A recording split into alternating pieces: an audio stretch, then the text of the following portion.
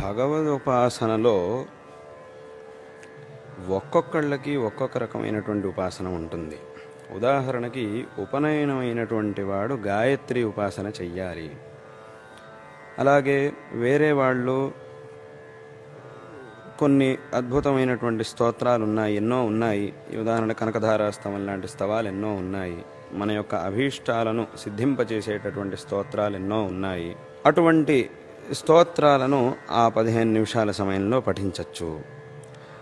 ఈ ఉపనయనమైనటువంటి వాడైతే ఆ సమయంలో గాయత్రి జపం చక్కగా చేసుకొని తద్వారా ఆ 15 నిమిషాలను సార్థకపరుచుకోవచ్చు.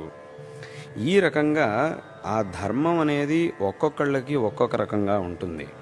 కాబట్టి అందరూ వాళ్ళ ధర్మాన్ని ఆ 15 నిమిషాల్లో, అంటే ఏ పరంపరలో వీళ్ళకి ఏదైతే లభించిందో, అంటే ఉదాహరణకు బ్రహ్మచారి అయినటువంటి వాడి గాయత్రి మంత్రం అది వీడికి ఉపదిష్టమైంది కాబట్టి ఆ మంత్రాన్ని వాడు పఠిస్తే చాలు ఆ సమయంలో.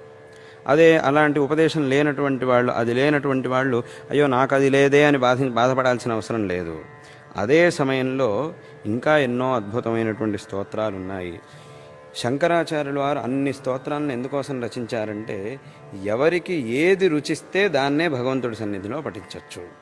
కాబట్టి అందుకోసం అన్ని స్తోత్రాలను వారు రచించారు. ఈ రకంగా ఏ స్తోత్రాన్నైనా మనం పఠించవచ్చు. అదే రకంగా ఇక స్తోత్రాన్ని పఠించేంత సామర్థ్యం కూడా లేదు అనంటే కేవలం ఒక రామనామాన్ని జపించినా చాలు. రామ అనే 2 అక్షరాల మాటని జపించినా చాలు, ఇంకా వేరే ఏమీ అక్కర్లేదు.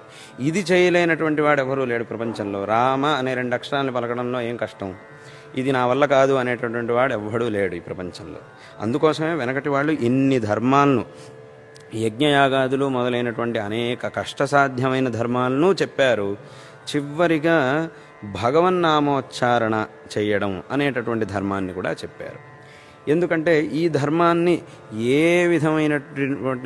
విధమైనటువంటి భేదం లేకుండా అందరూ చేయొచ్చు. ఈ ధర్మాన్ని ఇక్కడ ఎటువంటి జాతి, మతం, కులం అనే దానికి అవకాశమే లేదు. భగవన్నామ జపం ప్రతి ఒక్కరూ చేయొచ్చు. కాబట్టి అందరూ చేయదగినటువంటి ధర్మం ఏది అంటే భగవన్నామ జపం. అలాగే వేరే యుగాల్లో పెద్ద పెద్ద యాగాలను చేస్తే ఏం ఫలం లభిస్తుందో అటువంటి ఫలం కలియుగంలో నామ సంకీర్తనతో లభిస్తుంది, భగవన్నామ జపంతో లభిస్తుంది. కాబట్టి